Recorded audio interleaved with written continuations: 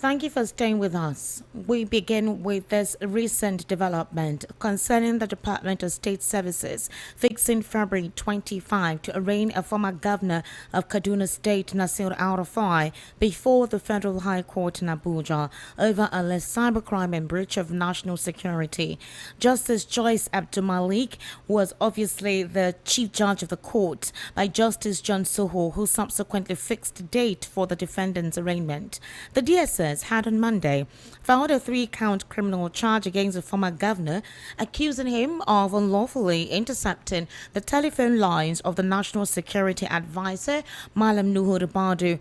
The secret police alleged that El-Rufai's actions contravene provisions of the Cybercrimes Prohibition Prevention Act as of 2024 and the Nigerian Communications Act 2003. In the first count, the DSS alleged that the former governor on February 13, 2026, while appearing as a guest on a television program, admitted during the interview that he and others unlawfully intercepted the phone communications of the NSA, an offense said to be contrary to and punishable under Sections 12, subsection 1 of the Cybercrimes Prohibition Prevention Amendment Act 2024. In count 2, El-Rufai was accused of stating during the same interview that he knew and related with an individual who unlawfully intercepted the NSA's phone communications without reporting the person to relevant security agencies. The DSS said the alleged offense is punishable under Section 27, subsection B of the Cybercrimes Prohibition Prevention Amendment Act 2024. El-Rufai, as you do know, during a monitored television interview, claimed that he overheard Ribadu directing security operatives to detain him, linking the alleged directive to what he described as an attempted arrest at the Nnamdi Azikiwe International Airport on February 12 upon his return from Cairo, Egypt. The former governor was later granted administrative bail at about 8 p.m. on Wednesday after being detained by the EFCC for questioning in an alleged 432 billion naira fraud. However, he was immediately taken into custody by the ICPC as well as the DSS, immediately being done with the ICPC. Now, the Department of State Services has reopened investigations into the 2019 disappearance of Abubakar Idris, also known as Daddy Yatta, and is set to invite suspects in connection with the case. Daddy Yatta, a lecturer at the Federal University Dusima, Katsina State, was declared missing on August 1, 2019, after gunmen reportedly took him from his residence in Kaduna. His whereabouts remain unknown nearly 7 years later. This development comes as Khadija, the wife of the social media commentator and critic of the government, expressed fresh worries over her husband's disappearance. She spoke in a video interview with Ambassador-designate Reno Omokri, which was released on his X handle on Thursday. Omokri, who visited the mother of 2 at her residence, sought support for Khadija and her children, pledging to get justice for her. Appealing to Nigerians, she said they should please do whatever they can to help know about his whereabouts, if he is alive or not. Omokri further asked Khadija what she had to say about an old comment made about her husband that suggested mockery. Well, she says dangerous lies in the public space have consequences, and she had felt bad about the comment. However, she said she needs to know if her husband is alive or not. She further narrated how her husband was abducted as he alighted from his car in their compound on August 2, 2019, saying she watched from the window as it happened. Assuring Khadija of Daddy Yatta's safe event of his death, Omokri empathized with the woman and sought assistance for the family. The National Orientation Agency has cautioned traders and marketers against hoarding food items and raising prices unfairly during the Ramadan and Lent period. In a statement issued today, or rather yesterday, the agency's Director General, Lanre Isa Unilu, said the National Orientation Agency had received reports that some traders were deliberately holding back essential food items commonly consumed during the fasting period. He said the practice is creating artificial scarcity scarcity and pushing up prices across markets. Issa Onili described the trend as both harmful to the economy and morally wrong, especially at a time when religious teachings encourage compassion and sacrifice. He warned that hoarding essential food and goods undermines efforts to stabilize the economy, fuels inflation, increases hardship for families already facing difficult conditions. The National Orientation Agency chief stressed that responsible market behavior is not only a patriotic duty but also a moral obligation. He added that fairness, transparency, and moderation in pricing reflects national values and aligns with religious principles observed during Ramadan and Lent. Issa Onili also called on trade associations, market unions, and community groups to ensure their members act responsibly. He urged them to work closely with regulatory authorities to enforce ethical standards and prevent exploitation. The federal, state, and local government may receive additional revenue allocations of about 14.47 or rather 57 trillion naira following the recent executive order signed by President Bola Ahmed Tinubu directing that royalty oil, tax oil, profit gas, and other revenues due to the Federation under production sharing, profit sharing, and risk service contracts be paid directly into the Federation account. However, this is based on the analysis of revenue inflows in 2025, drawing on monthly earnings submitted to the Federation Account Allocation Committee. Based on estimates from 2025 remittances to the Federation Account Committee, the Nigerian National Petroleum Company is projected to remit about 906.91 billion naira in management fees and frontier exploration funds, while oil and gas royalties totaling 7.55 trillion naira and gas flaring penalties of 611.42 billion naira collected by the Nigerian Upstream Petroleum Regulatory Commission will now be remitted directly to the Federation account. The Nigeria Revenue Service will also lose the authority to collect petroleum profit tax and hydrocarbon tax, which generated 4.905 trillion naira in 2025, while the midstream and downstream gas infrastructure fund recorded 596.61 billion naira in the same period, bringing the total affected revenue streams to about 14.57 trillion naira.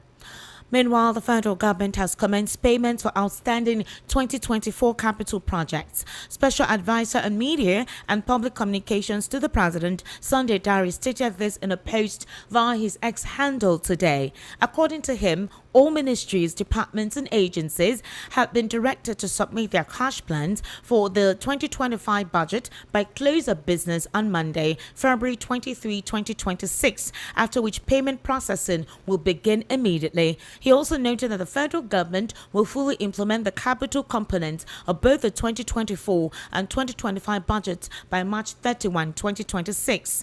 He, however, disclosed the announcement follows assurances from the Minister of State for Finance, Doris Uzoka Anite, that outstanding capital payments under the 2024 and 2025 budgets will be processed before the end of March. She made the assurance on Thursday during an interactive session between the Senate Committee on Appropriations and the federal government's economic team on the proposed 58.472 trillion 2026 appropriation bill. She said the financial management system had been restored and urged MDAs to complete their documentation requirements for prompt disbursement. The African Democratic Congress in Rivers State has confirmed that there is a plot to arrest the former Minister of Transportation, Chibike Rotimi Amaechi. Reports indicate that the ADC Publicity Secretary in the state, Luckyman Egila, disclosed this today in an interview with the leadership in Port Harcourt, the state capital. Egila referenced the arrest of former Governor of Kaduna State, Nasir El-Rufai, stressing that the party cannot ignore the plot to arrest Amaechi. According to Egila, as the country's major opposition political party, ADC and its chieftains have become the government's main target. He said, well, you can call it a rumor, but this is politics and we cannot write it off. Remember that El-Rufai was arrested by DSS and they seem to be after everybody they see as opposition. As you know, in Nigeria now, the African Democratic Congress is the main opposition political party, and that is out to unseat the ruling party. We cannot write it off that there is a plot. They are actually out to arrest whoever that is capable of opposing or defeating them. African Democratic Congress is a law-abiding party, and we are here to hear if they will arrest him publicly or anything. However, we're watching for now. We hope that they're not going to get to that edge because Nigerians are also watching. President Bola Ahmed Tinubu has commenced the process of expanding Nigeria's defense diplomacy with renewed engagements involving the European Union and Turkey amid ongoing security challenges. The push coincides with a visit to Brussels by Malam Nuhu Badu, National Security Advisor, as the Tinubu-led government seeks to diversify its foreign security partners and reduce over-reliance on the United States. Nigeria is contending with insurgency in the northeast. According to the federal government, they are basing it on farmer-header clashes in the north-central region and separatist violence in the southeast, alongside escalating banditry in the northwest. As talks in Brussels on Wednesday, Nigeria and the European Union agreed to deepen collaboration on regional stability and strengthen joint efforts to counter terrorism and violent extremism. Tinubu said he had requested used helicopters from Germany to enhance intelligence reconnaissance operations in the Sahel. An EU diplomat in Abuja said the bloc would strengthen security and defense cooperation with Nigeria, particularly in the northwest, but ruled out deploying troops. The diplomat said the EU would provide non-lethal military equipment and described the bloc as more consistent, more reliable, more coherent, and more respectful of national sovereignty than the United States. Tinubu's state visit to Turkey in January also featured defense discussions. Mehmet Poroy said Turkish companies would supply military equipment and critical systems and were exploring joint local production arrangements with Nigeria. Turkey is currently regarded as the world's leading exporter of armed drones. The renewed engagements come amid continuous security cooperation with the U.S., including recent deployments by the United States Africa Command, AFRICOM, to support training and intelligence sharing with the Nigerian forces. The Inspector General of Police, Kaide Agbetokun, has ordered the redeployment of divisional police officers across the Federal Capital Territory ahead of Saturday's area council elections. This was confirmed in a statement today issued by the FCT Police Public Relations Officer SP Josephine Ade on behalf of the Commissioner of Police, Mila Dentawaye. Well, the statement added that the redeployment has been carried out based on the IGP's directive, explaining that it is part of proactive measures and a comprehensive security arrangement aimed at strengthening operational effectiveness and upholding the highest standards of professionalism before, during, and after the FCT area elections. Meanwhile, the African Democratic Congress has accused President Bola Tinubu of undermining Nigeria's democracy through what it described as a hasty assent to the controversial Electoral Act Amendment Bill.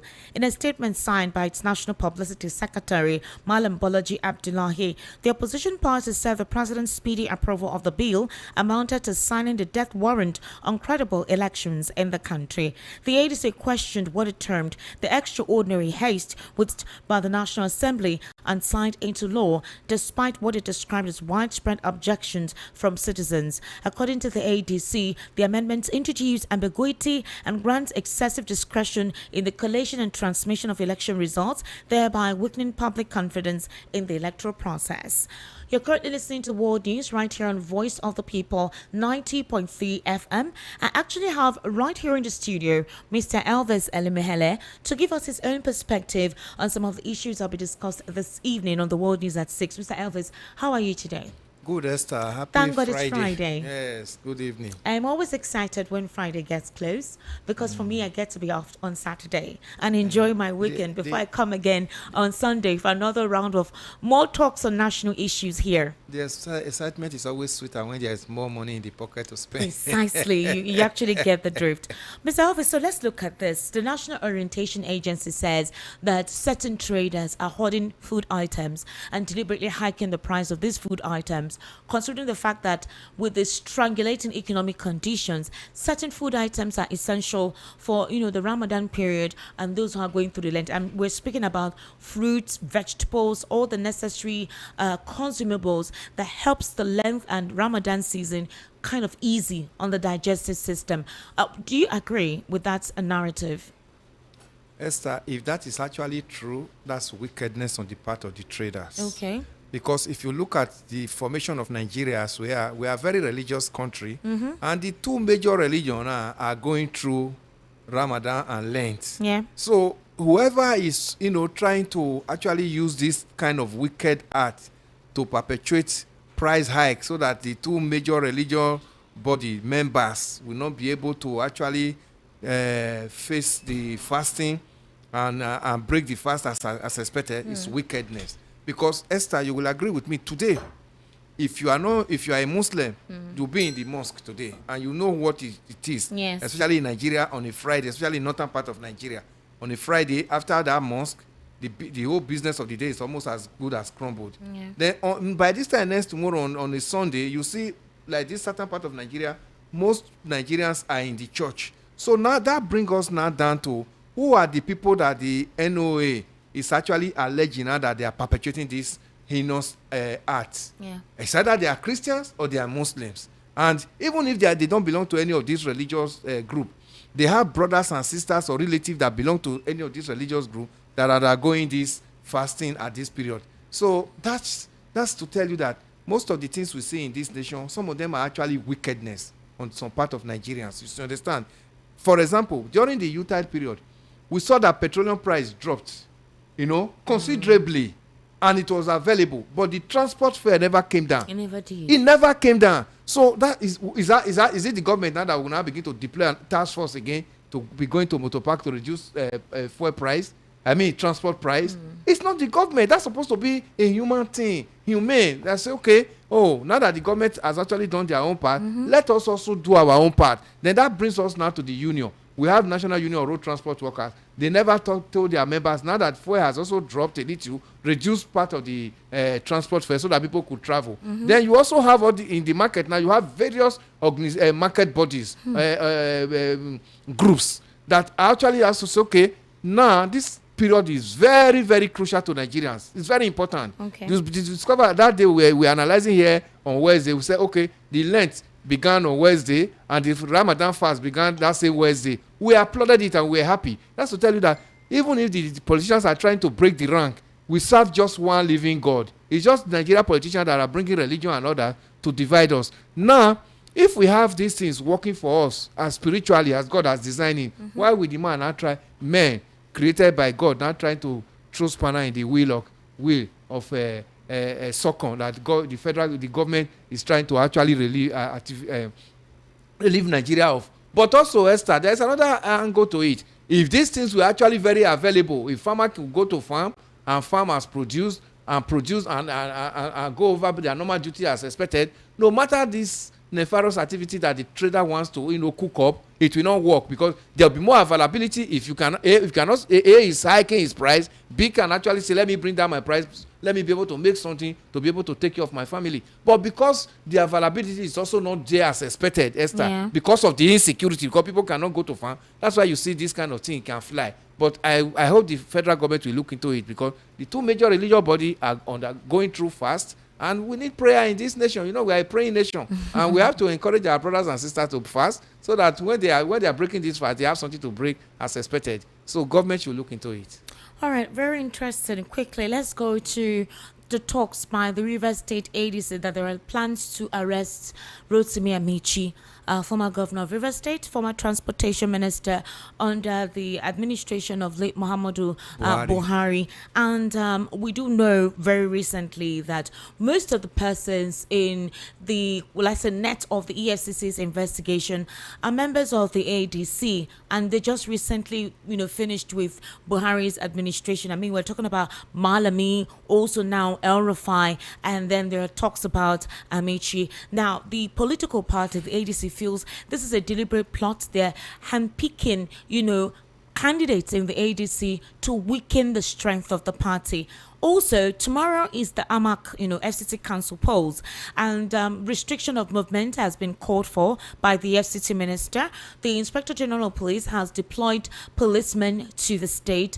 The ADC members and a couple of opposition members are saying the restriction is excessive. Why would you ban movement of activities, from today up until tomorrow. There are also talks that the internet services in the FCT from today has been very slow, and they consider this to be a machination to supposedly, do what they know how to do when election commences. Now, one of the things people are looking forward is the fact that the main parties participating in this council elections is the APC and the ADC. Most of the PDP members, they have all stepped down to support the APC.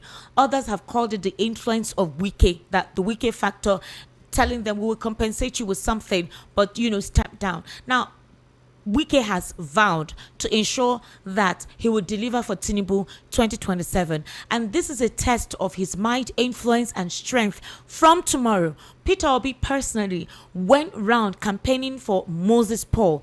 Now, it will be something if the ADC does not win the council polls, despite Peter Obi taking it upon himself to campaign for this young man. Would you call this a colossal situation, which will be a high point to possibly clarify how 2027 election will be? That's actually true. If they don't fly, if the ADC cannot fly their flag higher as expected in this election, then you will also know that the handwriting on the wall is already spilling into 2027 general election. That's by the wayside, Esther. Then Amaechi's arrest, purported plan to arrest. If there is any plan of that nature coming up, I think this government should share it, because we have people are already talking about El-Rufai's arrest is politically tainted. Yes. So if Amaechi's own comes up again, I mean, it will just look like, apart from even the decamping into APC, almost all the governors have all gone. Then that means even those that are still left, the opposition that are left, I mean, all of them will be picked up before 2027 general election. But that does not mean that if he has skeleton in his cupboard against Nigerians, because we are talking about Nigerians here, he was governor for 8 years, and he was also minister for 8 years. Remember, he just resigned towards the primaries. Yes. So if there is any skeleton in his cupboard that call for questioning, he can be invited. But why now, though? But the biggest reason, the biggest question now is, why now? Why now we always play out? Because that has always been the system in Nigeria. In Nigeria, the ruling party will never want opposition to survive. The president even said it that time that, he will even be happier if the opposition collapses completely. But that's not democracy. If the opposition collapses, there's no more democracy. Democracy thrives when there are checks and balances. I mean, some other political parties should also be able to critique the ruling party. And that's what we are doing. So if we saw Amaechi and his son on protest ground last week, and this week plans are already being hatched that, he might probably be picked up, it's like the winch cried last night and the baby died this morning. So when we put it together, because he's an opposition and because he joined the people to say the electoral act must be credible so that the 2027 general election must be free and fair and as expected by Nigerians, that's why he's being picked up. These things are very easy to connect. Unfortunately, the government always play into it. If Amaechi has been picked up or plans to pick him up or whatever, since he left the government, one won't have listened in this way. But now that political activities are gearing up and he was involved in the protest last week to give Nigerians credible election, one will connect the dots. Did you hear the things he said when he was campaigning? Did you hear what he said? No, he's campaigning in Abuja. Yeah, for the FCT council polls. Said if you vote for Tinubu, just be aware that, have you not seen the tax have not been implemented? Yes. It's deliberate. Yeah. Once you just vote for him in 2027, just know that your money will be going. He even tried to analyze the tax. I think I saw that video. So if all these ones are what the ruling party is like, is attacking them, and they are not bringing it to actually now weaken the opposition, Nigerians must kick against that. That's on it. But for internet to be slow in Abuja at this time, it must be something that NCC should be called upon to. We have to ask NCC question. What is going on? Manual backup. No, because the excuse could be that the internet is faulty. Yes, right? That's why I said this time around now we should quickly call it and call the NCC boss. What is going on with the internet in Abuja and whatever, if this one is actually confirmed, because somebody is actually there that is manning that organization, we have to call him to order that Nigerians eye the pepper now, our eye they shook. It must not be like what happened in 2023, when one person came and announced to us that there was a glitch. We are not ready to take those flimsy excuses now in going forward. You saw what happened last week and even part of this week. Nigerians were occupying the National Assembly. Nigerians are ready to occupy any agency now that is trying to play pranks on the future of Nigerians. We must not allow that. Since we have a boss in NCC who we can easily call to order and for questioning, Nigeria will also plan to occupy such place if anything happens towards FCT election, local government election come tomorrow. It's just tomorrow here. Yes. Therefore, Governor General, if I have to call him that, FCT minister in charge of Abuja, saying okay, no movement and all that. Yes. Well, security-wise, because I saw he said there will be, today was going to be declared free so that people could travel to their respective local governments to go and prepare for the election. We always see that most times in Nigeria. I don't think that one is a new thing to us. But the election tomorrow must be allowed to be free, fair, and credible. All Every right. umpire that are involved, Amaechi is on the radar now. Everybody is watching him so much. Joash Amaechi, he has to bring back the integrity he said he was going to bring back to INEC, because Nigerians are lose all their hope in INEC after Mahmoud messed up INEC. But if he is also going to toe the line of Mahmoud, we are going to judge him. This is a litmus test. We are going to judge him going forward from this FCT election tomorrow. All right, Mr. Elvis. So I want to ask you a question. It's pertinent for that reason. Where's Mr. Wale Edu, the Minister of Finance? Where is he? Okay, the reason why I'm asking is that, as of last week, we heard about a lot of ministries complaining that they were not given monies in 2025 to execute most of the projects based on the appropriations, what they had submitted as that is needed for the ministry to run the execution of their project. So Mr. Sunday Dare has indicated that the federal government will begin payment for 2024 capital projects, and he has asked these ministries, departments and agencies to submit their cash proposals for disbursement for 2025. That is latest by Monday, the 23rd of February. Now, here is something that was said that caught my attention, Mr. Elvis. Now, the announcement follows assurances from the Minister of State for Finance, Doris Uzoka Aniti, that outstanding capital payments under the 2024 and 2025 budgets will be processed before the end of March. And this is what she said. The financial management system had been restored and urged MDAs to complete their documentation requirements for prompt disbursement. What happened to the financial management system? Was it faulty before that we did not know? Mr. Wale Edu is the Minister of Finance. The last time we heard him speak was in December when he faced the committee of the Senate, where he talked about Nigeria just being able to generate 10 trillion and a deficit of 30 trillion naira. Meanwhile, in September last year, the president told us we have surpassed the budget, and really completely said he was confident that they had executed, his administration had executed. Now, there were talks after that Wale Edu was not given his scripts, or possibly he wasn't reminded to reciprocate or be in tandem with what the president had said. He said what he saw, what he has on ground. Since that day, Mr. Wale Edu has been inactive.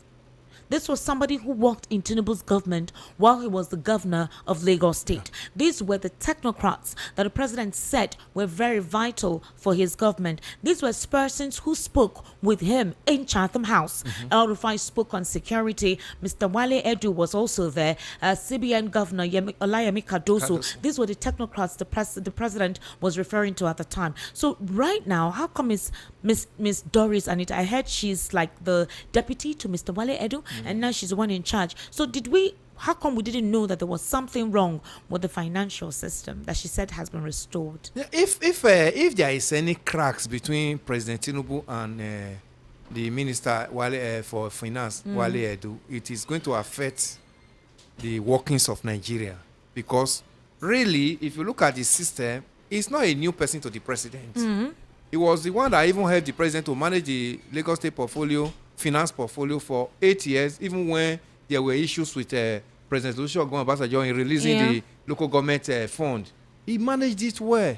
Then what happened now, Esther? Because that December, when I saw discrepancies between what the president said in September and what he said in December, I was beginning to be afraid. But you know why? I was not too much in a shock. There are so many of such discrepancies that are so laced with this Tinubu's government.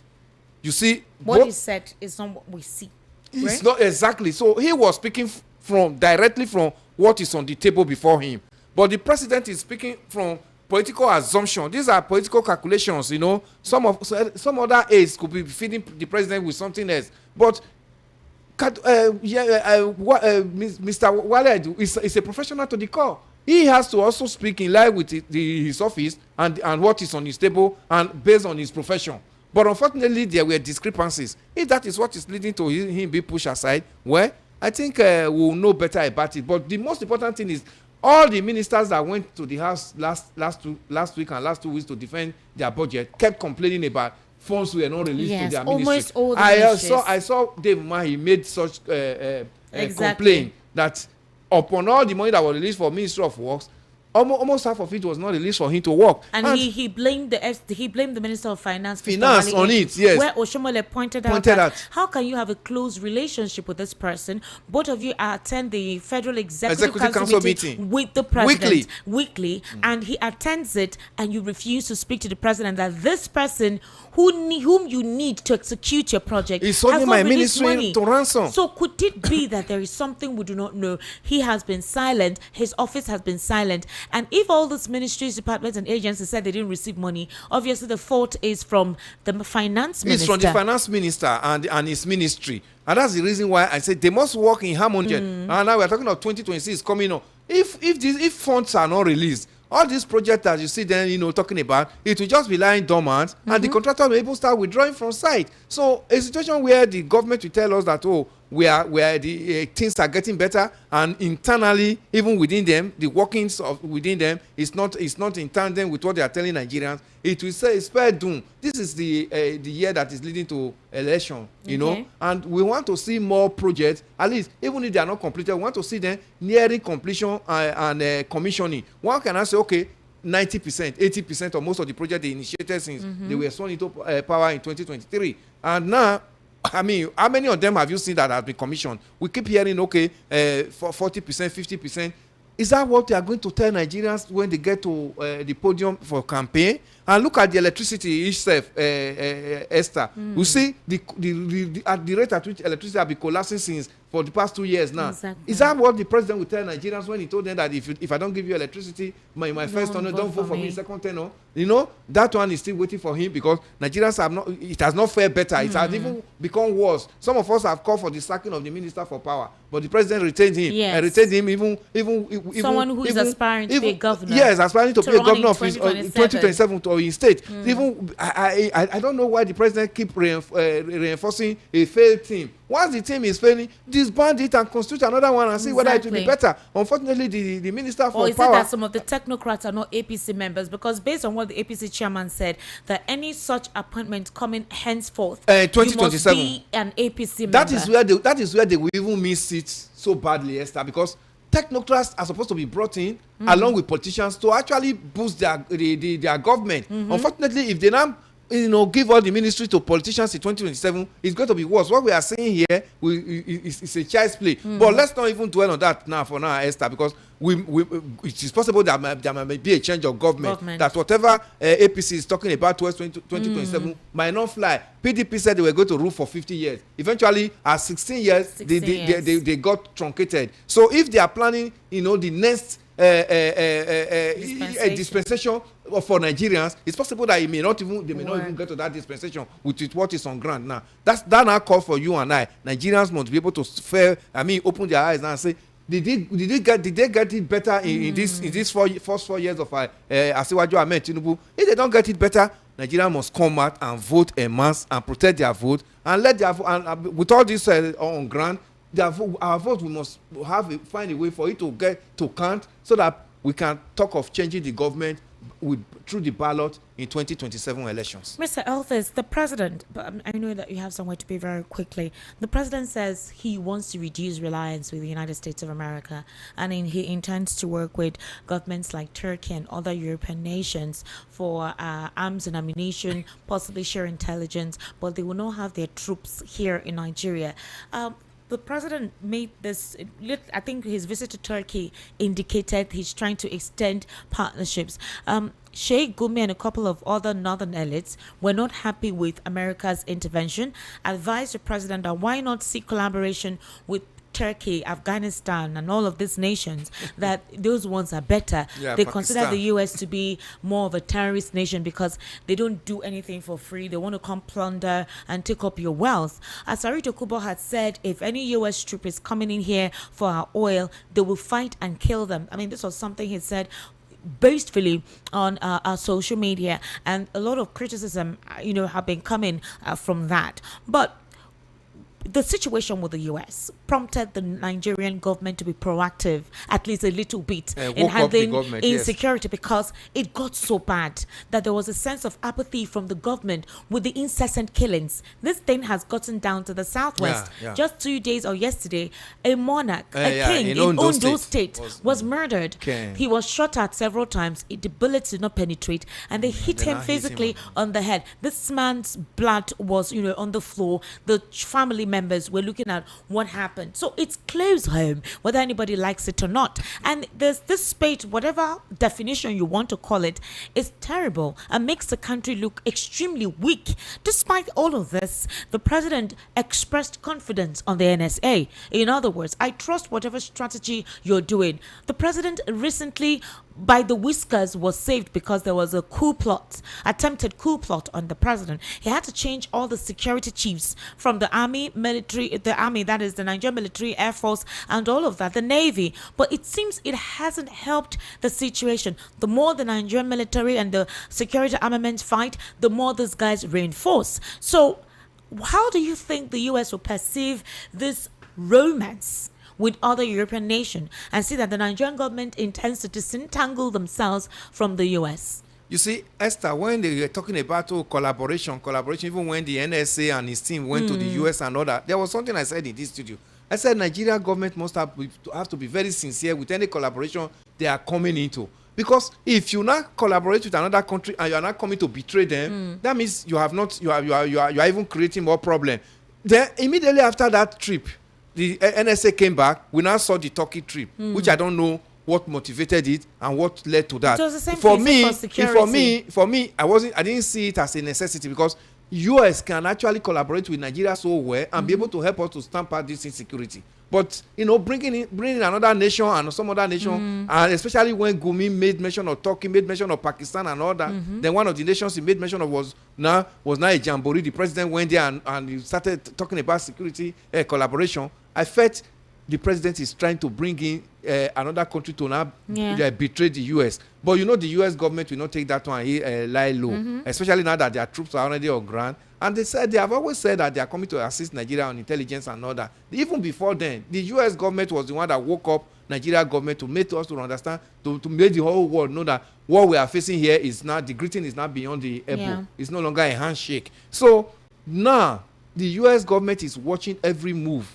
the Nigeria government is making, especially concerning this insecurity. Yeah. Esther, they will not take it easily with us if we are now beginning to bring in betrayers that will betray whatever they have for us. That's where the government must check his back very well. Because a situation where the NSA went to them to go and seek their help, and they are actually alluded to it and came down here, then you are now bringing another one to now come to spite them. Especially these are countries that don't even have the same mind. They don't have the same military might with the US. I mean, the US is not seeking anybody's help to be able to assist Nigeria to stamp out this insecurity. Then, and why you are saying so much that even with the effort so far is not working, Esther, is because Nigeria armed forces have been so infiltrated, so much infiltrated by some of these moles who are also working for the government and working for the terrorists. There are so many in the Nigeria armed forces and even so much in Nigeria government. So the president must look inward. Who are these persons? The financiers,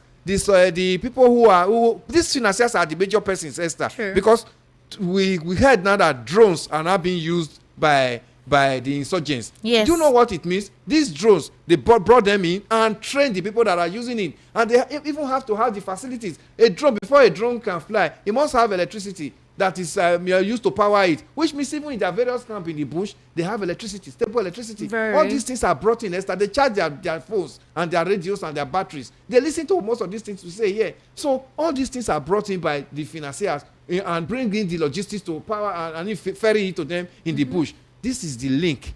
Nigeria government should work closely with the American government to curb this logistics chain, so that these guys that are in the bush, once they don't have anything that is driving their morale in the bush, their business is finished. Mr. Elvis, it's quite unfortunate that up till now we've not had a deliberate strategy to eviscerate these guys. Whenever they come to occupy communities, possibly invade the bases of our military men in some of where they actually stay in the north, you realize, Mr. Elvis, that they come in hundreds on motorcycles. And because of that, the Nigerian military either runs away or they do not know what to do in that instance. And unfortunately, despite we having about 200 US ground troops here, I don't know if they would actually be in the front line. No. They have not said they'll be in the front line. They said they are going to training and intelligence. Okay. That's what they have said so far. But we don't know whether, if things degenerate, whether they are going to send in more that will also be in the front line with Nigeria Armed Forces. But Esther, there is also something that we should not forget here. Tapping the NSA's phone is also an issue, which means most of these things that we've been seeing, these unsuccessful plans by the Nigerian Armed Forces, somebody is leaking it. If NSA's phone can be tapped, who else is? NFA is about the highest in the rank of security paraphernalia in this nation. So, which means you see Nigeria troop plan some operations, and the operation is punctured out as a result of ambush. There is somebody that is leaking every operation planned by these armed forces to the insurgent. So the federal government must look into this confession from El-Rufai, in total. And just yesterday we heard about the repentant Boko Haram members, about 177 or so of them, more than 100, have completed their rehabilitation program. Possibly they'll be reintegrated. Those rehabilitation, Esther, are forced. An insurgent is an insurgent. A terrorist is a terrorist. He knows no other business. That to the Nigerian military. Knows no other business than killing. So all this one that we are now using to deceive ourselves, they have been rehabilitated and they are now going to be released into the society. Most of them are the ones that are actually acting as informants, acting as logistics officers and all this. Killed to them, well. Yes, they are still acting it, working with their collaborators in the respective camps in the bush, because they know the camps, they know their collaborators, and now they are in the society pretending to be flowing along with you and I, but they are doing the bidding of their masters in the bush. It's very dangerous. It's only in Nigeria that we do such things. So let me ask you, with what is going on now and certain elements who supposedly have the financial purse, are we looking at a deliberate action to weaken the ADC? Is it deliberate, or these persons have skeletons in their cupboards, unfortunately? And whether you want to look at the whole thing from a political perspective, well, it serves the current government. It gives them an oomph to go against those guys. Esther, is a crucial matter, because if you look at it, Obi is in ADC. Yeah. Nobody is running after Obi. Nobody is saying we want to go and probe Obi. Obi has said, go and verify. Unfortunately, most of the people that are also there are the same people that we have ever known. If you want to probe me here now, and I know that I'm free, and because I talk against the government, you want to probe me, I'll say go ahead. Yeah. Obi you know how many attempts they've made at Obi that have not been successful. But the people that we are crying out for, that because it's in opposition, that's why the government is trying to witch hunt them. Are they actually free? Are they actually credible Nigerians that you can vouch for, Esther? These are the issues. Some of them have dipped their hand in the cookie jar before now. So now coming to now say, we are now in opposition, we are now coming to liberate Nigeria. Esther, after you have drank hot water down, and now you are now putting cold water on top of it, there is always an issue. These people have drank hot water down before, and now they are trying to bring in cold water, and now time to say we are now aligning with Nigerians. Nigerian knows them. Nigerians know so much of their antecedent. That's why you see we cannot sympathize with them so much. El-Rufai right now is still in custody. Yeah. From the EFCC to the ICPC, and from then on to the DSS. It's possible that he may actually be there for quite a while. Yeah. Because as he was done and supposedly met his bill, the other people were taking him over. The DSS just like Emefiele. Like just like interesting times. Mr. Elvis Alimehele, thank you so much for being part of the World News this evening. I sincerely do appreciate your input. Yeah, have a All blessed right, weekend. you too. And just before we go, let's look at stories outside the shores of Nigeria. Donald Trump's sweeping global tariffs have been struck down by the U.S. Supreme Court in a major blow to the president's economic agenda that he calls a disgrace. With a 6-3 majority, the Supreme Court rules Trump exceeded his authority when he imposed tariffs via a law reserved for national emergencies. They say he needs congressional approval to impose taxes on imports. The court's decision represents a rare check on the president's broad use of executive authority. Basically, the ruling applies to his so-called Liberation Day tariffs, but not individual tariffs he's imposed on specific countries or products. Trump has long argued tariffs boost American manufacturing, but many in the business community as well as Trump's political adversaries say the costs are passed on to consumers. Wall Street responds quickly and positively to the court's ruling in early trading. These tariffs are taxes on imported goods, which are usually charged as a percentage of a good's value. They are paid to the government by companies bringing in the foreign products. Well, critics say this indeed means that Trump does not have the executive powers, that the judicial system works in the United States and he cannot breach his authoritarian tendencies. The Supreme Court, according to their judgment, Trump has lampooned and lambasted them by saying that what they did was disgraceful. And that's a wrap on the World News at 6. My name is Esther Wachuku. Good evening and thank you for staying with us. We're glad